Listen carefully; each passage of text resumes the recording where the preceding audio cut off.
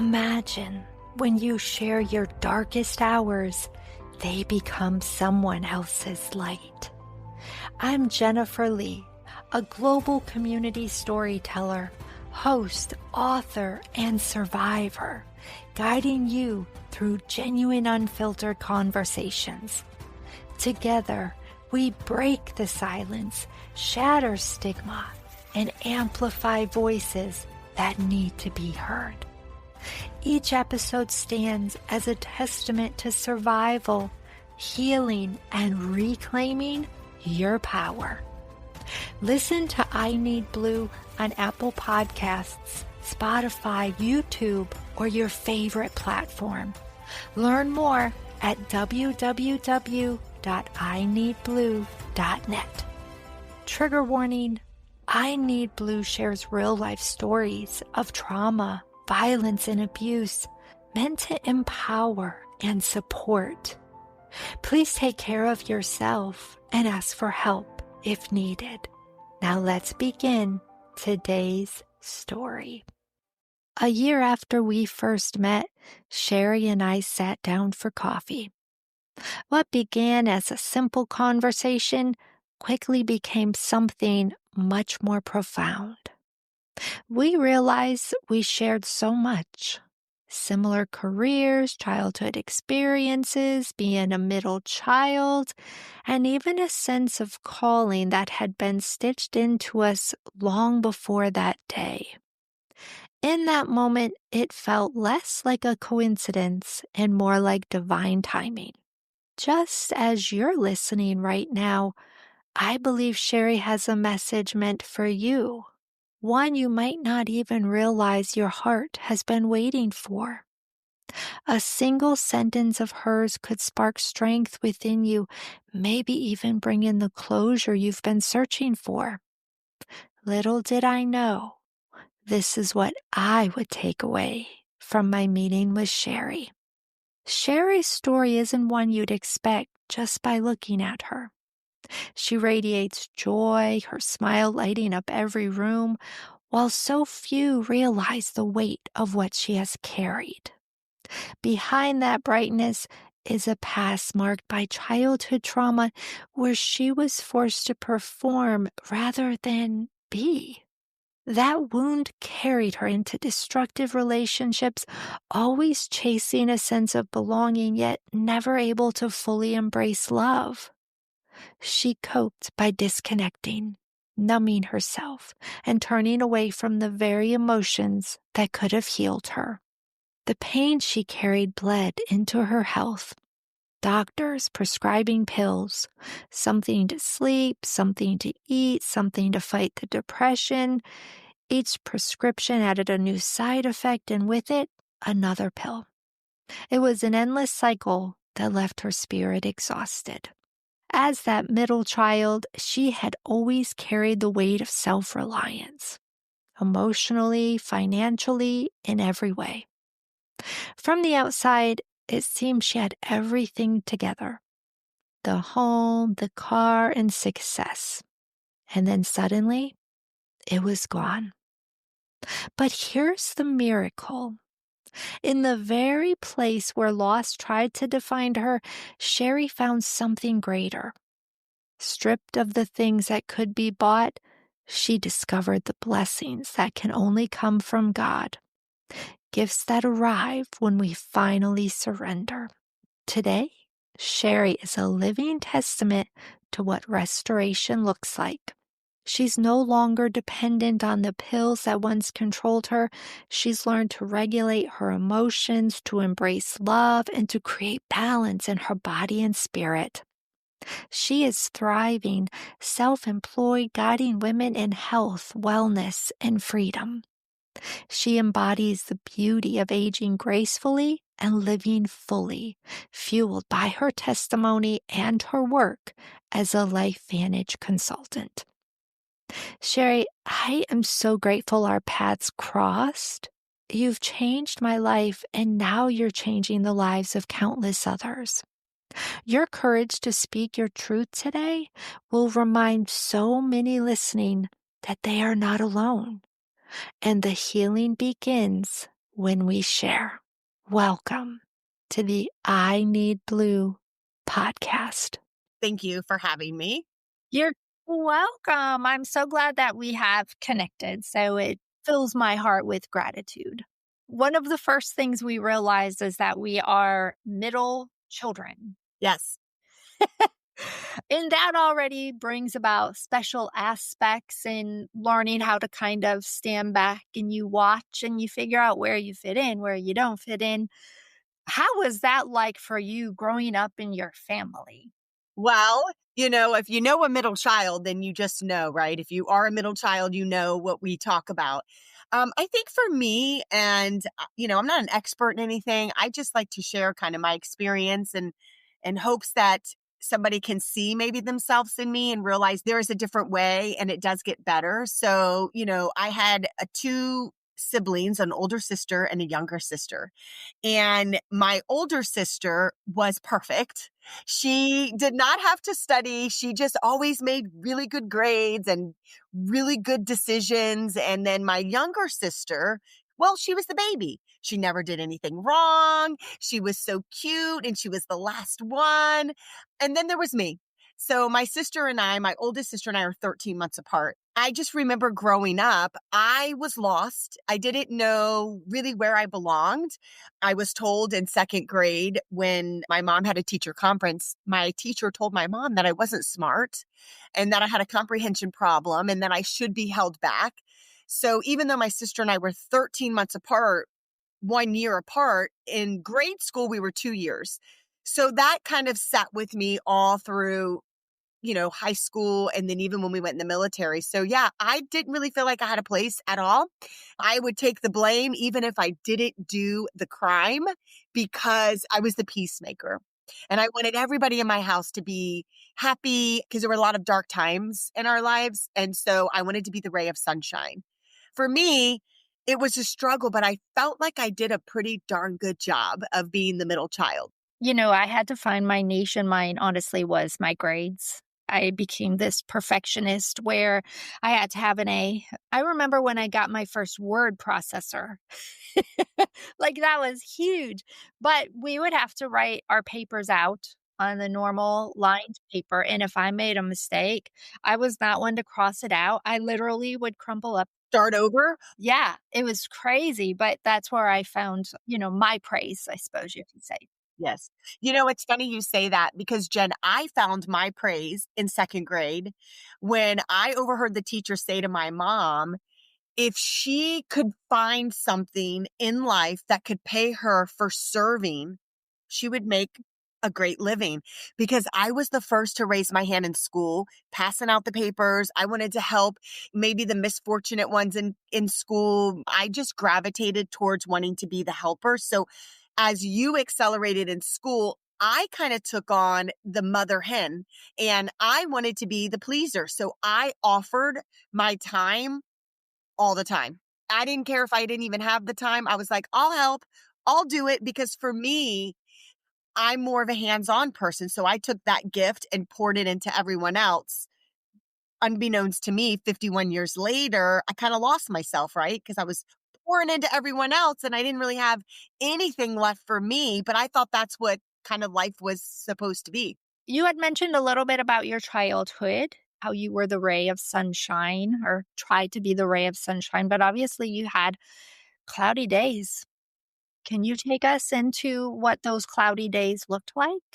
Yes, I can now. I used to not really talk about it, but I think it's important to be transparent with people so they can really understand like they're not alone. So at the age of 7, I was in a very abusive relationship with my stepfather. So I was a victim of sexual abuse at 7 years old. And I'll never forget looking back now, like I would be punished and then I would be rewarded having to perform on him. So I was always in trouble or I was having to perform. And I didn't understand that love was supposed to be shown in a different way. I thought love was just that way. And so it wasn't until my mom actually kind of walked in because I was, I don't know if anyone who's ever been a victim of sexual abuse, they make you feel like it's your fault. They make you feel like if you say anything, you're going to, I mean, he told me my mom would go to jail, we would lose everything. And so I never said a word. And I'll never forget when she found out and walked in on him, and then I had to testify. But what happened was instrumental in my opinion. I forgave him. I forgave him right away because I didn't know any better and I just knew carrying it was not good. But we ended up living in a tent. We had to live in a tent. We had no vehicle. But my mom, again, she made the best of it. So as a 7, 8-year-old child now, even though we had absolutely nothing, which is why my mom had a teacher parent conference because I didn't go to school. And so all of this was kind of unraveling in front of my mom. Through those years, I just was very silenced. I was very silenced. I had to do whatever I was told. And I never had counseling. Back then, maybe it wasn't a thing. I don't know. So I kind of suppressed it. And unfortunately, because I never healed back then, I just kept becoming a victim. I never victimized because I think you either victimize or you become a victim. I became a victim because bad love was better than no love. And so I was dating abusive men all the time because I felt wanted and needed. And that's why I actually went in the military because I didn't have any other choice. I needed to get out of the situation I was in, which is why I joined the military. Number one, it's sadly very common, the sexual abuse with children within families. At what age then were you when your mom walked in? So it had been going on for about a year. So I was probably 8. And my mom, I love her so much. I'm so incredibly grateful for her, but we cannot control the cards we're dealt. And my mom did not have a very good childhood. Her mother committed suicide in front of her, and she was also raped as a child. So at the age of 16, my mom was married just to get away from her traumatic childhood. So she was a child raising me and my sister at the time. So she was 17 when she had me, but it was hard. It was hard on us. It was hard on my mom, but I didn't know any better. I didn't know what was right and what was wrong at that particular time. So then you end up in these abusive relationships because, like you said, that's what you know. It almost feels safe because it's predictable to a certain degree of what you're getting into. You obviously you went into the army. Thank you for your service. Aw, thank you. Yeah, of course, of course. As a way to escape. How long were you there? So I was in for a little over 2 years, but I was in for about 8 months and I got pregnant. And that was a pivotal part in my life because unbeknownst to me again at that time, having no counseling and not addressing the root cause of why I was suffering such bad anxiety and depression when my son was born, who's now 29. I have 3 adult kids and I'm on my second grandbaby. I suffered postpartum depression, but the doctor asked me about my family history and mine's kind of a hot mess. So when I was explaining to him about my mom's side of the family, he labeled me bipolar. That's when my journey of being on all the pharmaceuticals and opiates started. I was numbing exactly who I was for 25 years. I did not even know who I was up until a decade ago. My body was numb. My brain was numb. I was taking a ton of different pharmaceuticals. And it was hard. It was really hard to run my mortgage company, single mom of 3 kids. Everything was pretty much on me financially. I just was doing the bare minimal to get through the day, to wake up to do the same thing over and over again. Not a lot of people know this, but I sold cars in Alabama when I had just gotten out. That was my duty station where I was stationed. And they wouldn't hire me.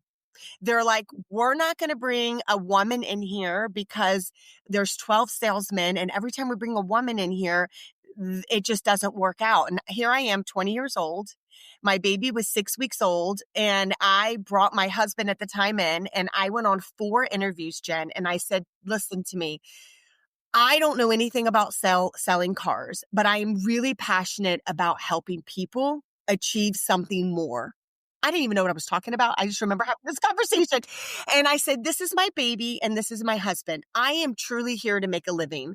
And if you don't hire me, it was a Nissan, Mazda, Lincoln, Mercury dealership. I said, I'm going to go to the Toyota dealership and you're going to be very sad if you don't hire me." So I did that for a year and I made great money, but I was working 6 days a week and it was a lot. So that led me into mortgages, which is the only job I've had since I got out of the military.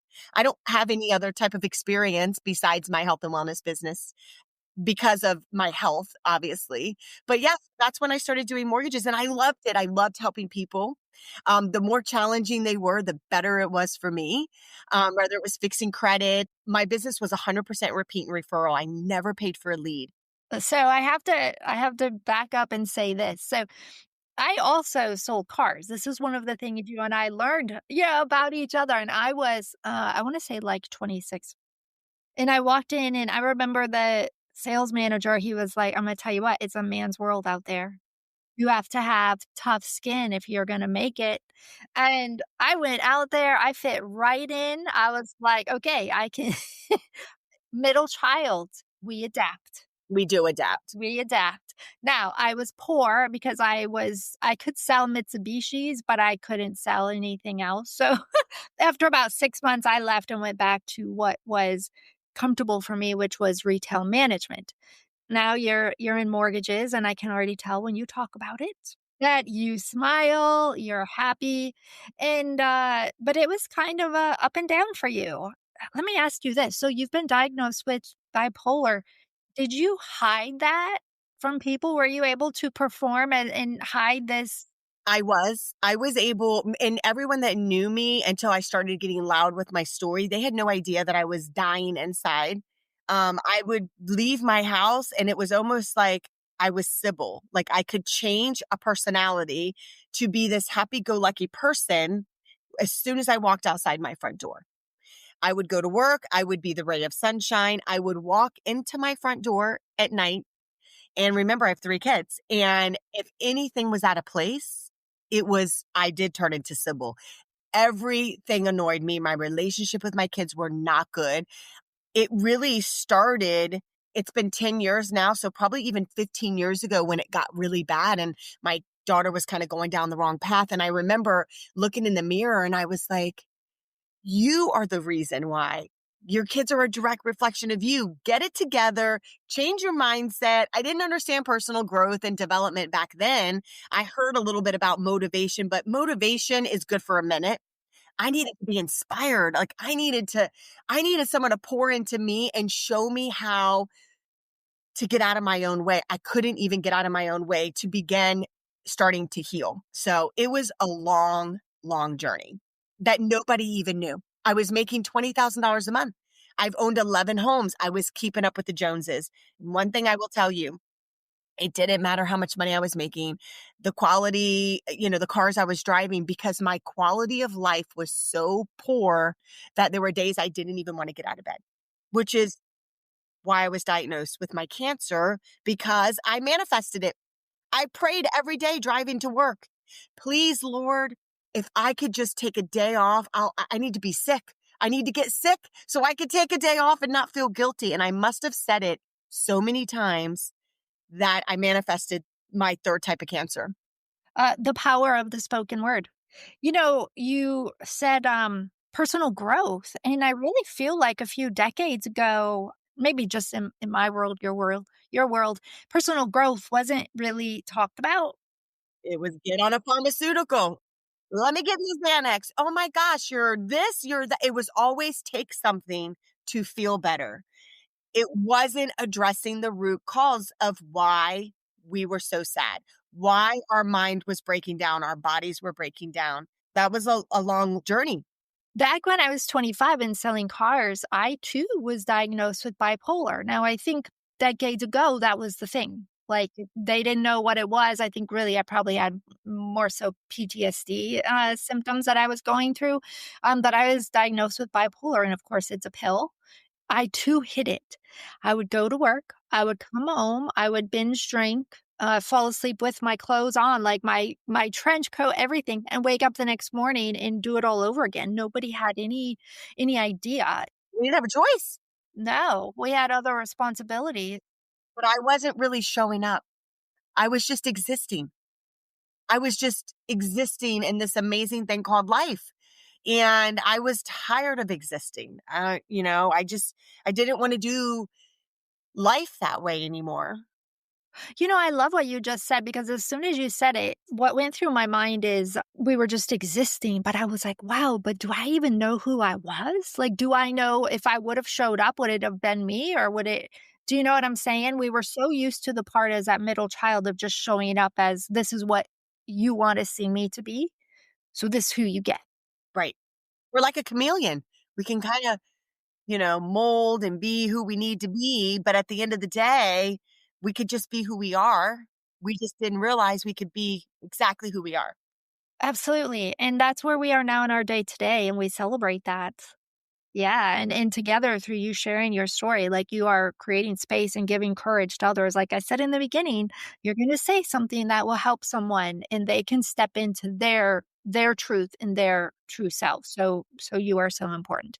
$20,000 a month, you're in mortgages, you're loving it, you're hiding the bipolar, you're going along with life, but then things took a turn and all of a sudden you lost everything. So within 6 months, I had lost my memory like Drew Barrymore from 51st Dates. I had filed a $2.7 million bankruptcy because the market had crashed. This was like in 2010. So it was a couple years after the crash. So I was moving along, doing all the things, and then I just couldn't anymore. And the stress of it caused me, like I said, to end up having cancer. So all of this happened within 6 months. And I ended up closing the mortgage company, getting on food stamps, and starting from scratch all over again. I ended up getting a place with my sister and her 3 children, and our kids are the same age, days apart. We were pregnant with all of our kids at the same time. So we bunked up all the kids, and her and I shared the master room for about 3 months until we got back on our feet. And my whole world came crashing down. And I still wasn't getting the signs from God. It was like, a rock here, a pebble here, something would happen in life over here, but I just kept moving. I was going so fast in my life, just to go nowhere, right? And then everything came to a halt. And it was then that I realized I was happier without the money. So I was like, oh, my relationship with money's unhealthy. I thought the more money I made, the happier I would be, but that was not the case. The more money I made, the more debt I was in. And it was a false sense of happiness within my own self. And so that kind of started that journey of self love, kind of finding who I am. And then when I lost my memory, like Drew Barrymore from 51st Dates, How did that happen? I didn't know this back then, but I've been researching and studying for almost a decade. The side effects of the pharmaceuticals, the opiates that I was taking, the bipolar meds, I was on high blood pressure medicine, I was on cancer prevention medicine, I was on sleeping medication. Like I was taking something to help me eat, sleep, be intimate, be happy, be sad. I was the gerbil in the wheel in the pharma crisis. So the side effects, we don't know what that's going to look like until they start coming out. It can come out in a skin rash. It can come out where your hair's falling out. It can create disease in your body and turns into a tumor, which is now cancer. All of the sicknesses, all of the diseases, all starts from inflammation in our body when it's left unchecked, right? So I was masking the problems, taking all of the pharmaceuticals. And when I lost everything, I thought, what do I have to lose at this point? I have nothing to lose. I'm going to now pour into me. And that's kind of how my journey started with activation. I love that. Basically, I think that we run through life at fast speed because God forbid we have to stop and actually think about what's in our head. But God has a way of coming in and putting that stop sign. Yes. Er, Yeah. Here we go. Yep. Yep. And that's what happened. But you took that. And, God made you to be this very beautiful soul, and He already knew your potential. And He needed you to stop. And like you said, I love that you said pour into yourself. Can you tell me what that looked like? And I know it continues to look like that for you. Yes. I had made a decision that if I didn't take care of myself first in the morning before I faced my children, the traffic, my laptop, my Zooms, my day just wasn't the best it could be. And I didn't understand all of this when somebody said to me, "Hey, why don't you listen to a podcast?" And Les Brown was somebody that popped up in my YouTube. And I was listening to Les Brown every morning. And then he would refer someone else. And that's how it started. So if you don't know where to start, go to YouTube or go to a podcast and type in how you're feeling and how to get out of the way that you're feeling. And then things will start popping up. So every morning at 6 o'clock, I would set my alarm. I would get out of my bed. I would sit on my couch and I would do like a 10-minute meditation, and I would visualize what I wanted my day to be like. And I started doing that. And within days, I started noticing a difference. But I have to be honest with everybody. They're like, "Oh, well, what podcast?" If I didn't know about the activation part of our bodies, I don't believe that my life would be where it's at today, because it allowed me to get the brain fog. It allowed me to get off of all the pharmaceuticals and all the opiates so that I was not numbing my body. Like, I wasn't numbing my brain, numbing my body, numbing my feelings. I was able to really feel what it was like to be happy, feel what it was like to be excited, feel what it was like to be sad. Once I was able to discover that God made our bodies to heal completely by themselves, to thrive, our bodies don't recognize synthetic anything over time. So the side effects that happened to me was because of long-term use of opiates and pharmaceuticals. So everybody's journey is different, but I know if you're feeling like you're aging faster than you want, your body's breaking down faster than you want, it's because our bodies don't have what it needs to fight those free radicals. And you can't get them from food. You can't do that anymore because everything's contaminated. So it's been a very long journey, and I've spent a long time helping people activate their body so that they can feel alive. And once that happens to you, I don't know what it's going to look like for you, Jen. I tell people this all the time. You will become the best version of yourself, whatever that looks like for you. You're not going to be me. You're not going to be, someone else over here. It's going to be your journey within your own body. I first have to say, because I am not a doctor, so I always suggest people talk with a medical professional. Like, don't just come off all of your pills, because like you have to wean yourself off. There's certain things that you need to do. So please consult your doctor before you do anything. But I love how you said you had to activate your body really before you could begin your healing. All of the pills were making you numb. And I don't think people probably realize that. They've been told you have to have this for the rest of your life, or this is going to happen, A, B, C, D. But for you, you found something else. I would love for you to share that with our audience, and tell us about your personal growth story, where you are now, that ray of sunshine, all of those beautiful things. Aw, thank you, Jen. First of all, we only know what we know. And I didn't know any better or any different, I should say. So I was listening to my doctor. And I also want to say that this is not going to cure, treat, or mitigate any type of disease. But what I love about the activation part of my story is it's backed by science. There's studies done by Harvard, Yale, the National Institute of Aging. It made sense to me, Jen, because I was taking something that I thought my body was deficient in: vitamin B, vitamin C, dopamine, antioxidants. I was taking collagen. I was doing everything that I thought my body was lacking. But here's the secret sauce. Because our bodies don't recognize anything synthetic over long term, your body objects it, and that causes side effects. So what activation does, it's all plant driven. So it's plants compressed in a pill form. and it activates pathways that have been dormant in our bodies for years. So once we hit 30, we start the aging process. So we start getting aches and pains and we start trying to supplement it. So what I do is activate pathways, turn switches on that have been dormant for years. So when you do this, it reduces the inflammation in your body by 40% in just the first 30 days. And it works on every human, every animal, every baby. There's no contraindicators. And there's been plenty of science. I mean, we have 9 patents. So we took it off the shelves of GNC, Sam's Club, Eckerd's, because the story needed to be told.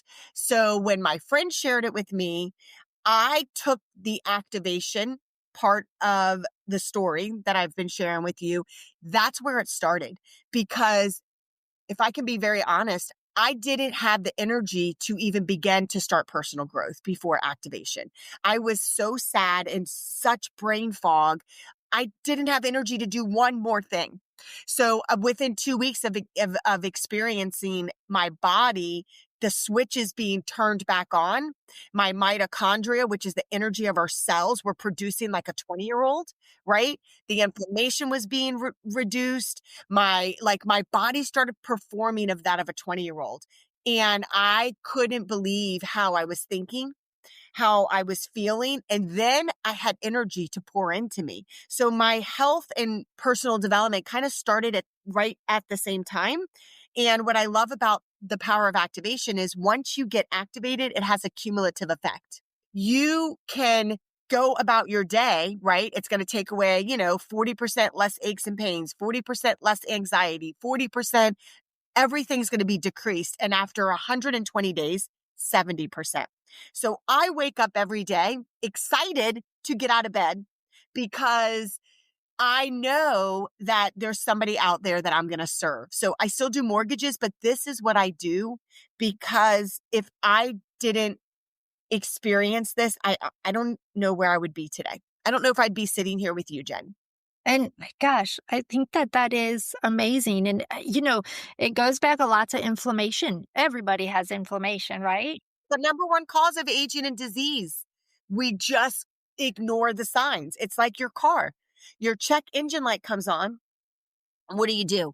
You contact, like I have a Toyota 4Runner. I call Toyota. Hey, something's not right. I want to check it now so it doesn't turn into something catastrophic, right? Same thing with our bodies. If you get headaches every single day, that's not normal. That is inflammation in your body, and we need to address the root cause by lowering the inflammation. And it turns your cells over that of a 20-year-old. If you have psoriasis and eczema, that's not normal. Normal is waking up every day, having energy to get through the day, and the ability to move, right? I know a lot of my friends that I've helped in almost a decade, some of them had months to live. They were chronically ill. Wow. You said 2 words that are extremely important, which is root cause. And root cause goes all the way back to our childhood and all the way through, because if we don't work to acknowledge, uncover, heal the trauma from our childhood, you just pack on more and more and more. It's like taking another pill of trauma. Here's another pill of trauma. Here's another pill of trauma, aside from the pharmaceuticals. So I am so glad that you were able to discover your root cause and that you were able to find for you what is a very healthy way to accomplish your personal growth. Now, have you been able to come off all of your prescriptions? And how many were you on? Can I ask? So I was on 12 pharmaceuticals, including my high blood pressure medicine. So I started with I think it was Prozac, to be honest. Felt like my skin was crawling out of me, right? So they were either up in the dose, lower in the dose, adding something else. So within 2 years, it took 2 years before I was on 12 pharmaceuticals. And then that was for 10 years. Then I was in a back-to-back car accident. So I have herniated discs in my neck and back, which is why they started prescribing opiates. So on top of the 12 pharmaceuticals, now I'm taking 4 opiates a day for another 10 years. How did you not become addicted? You know what? I don't know. I don't have an addictive personality. I think being a single mom, I wasn't drinking anyway, just so you know. Like, I couldn't drink because of the side effects of all of the pharmaceuticals. So I never drank until 10 years ago. So there was no drinking, there was no doing drugs. The opiates did take the pain away, but it also gave me a euphoric high because my body was no longer making dopamine. I was taking synthetic dopamine, which is what opiates are, right? For so many years that my body quit making dopamine. So people that are taking like GLP-1, like hormone medication, whether it's Ozempic, Trizepatide, whatever it is, their body won't make that hormone anymore. I am showing people how to activate their body to make the GLP-1 hormone. That's the difference. So instead of taking collagen, I'm going to show you how to make it in your own body. And it truly does extend quality of life. The National Institute of Aging did a 10-year study, and it's the only product in this world that has been scientifically proven to keep your inflammation down at an all-time low, which extends quality of life. And if I remember correctly, you did lose weight. Yes, because this is, again, people say to me, what is it going to do for me? If you don't need to lose weight, you're not going to lose weight.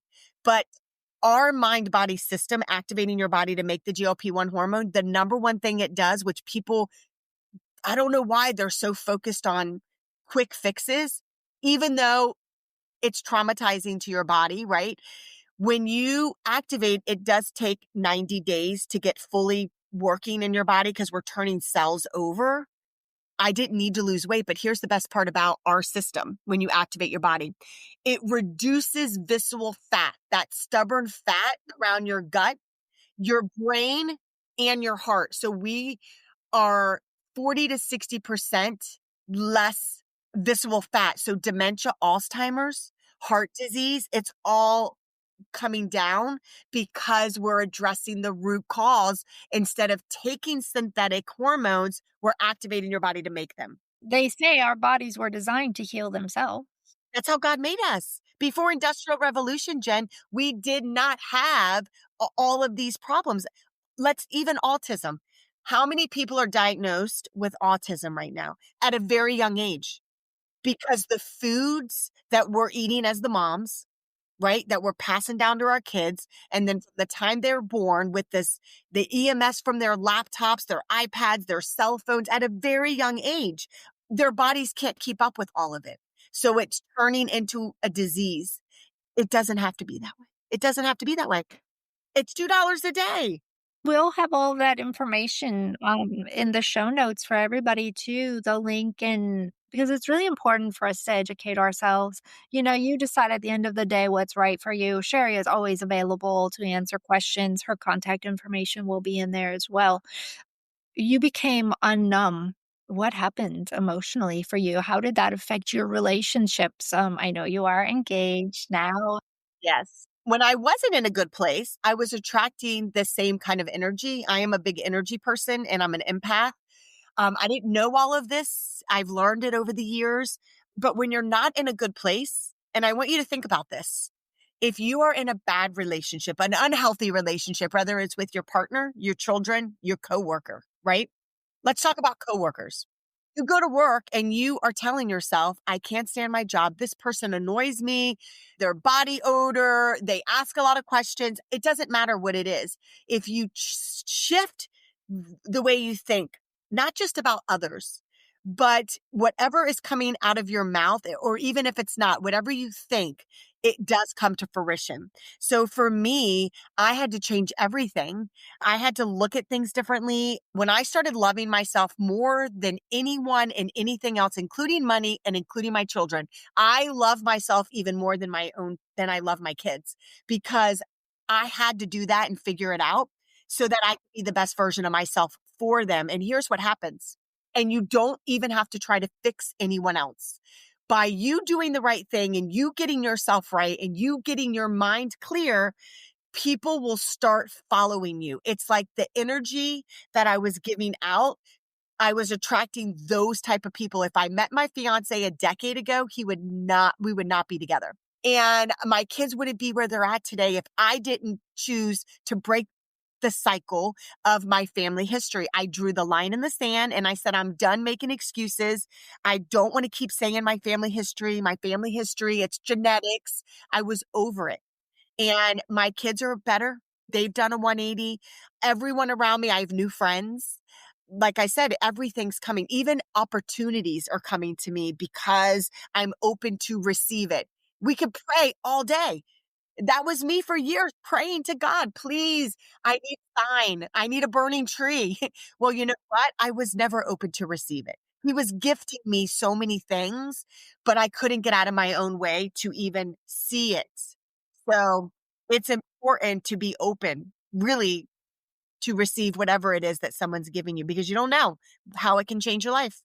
Absolutely. And like you said, some of the people that were in your life before are no longer in your life. And part of loving yourself is letting go and being able to recognize that. Now, let me tell you a quick story about literally what happened a couple of days ago.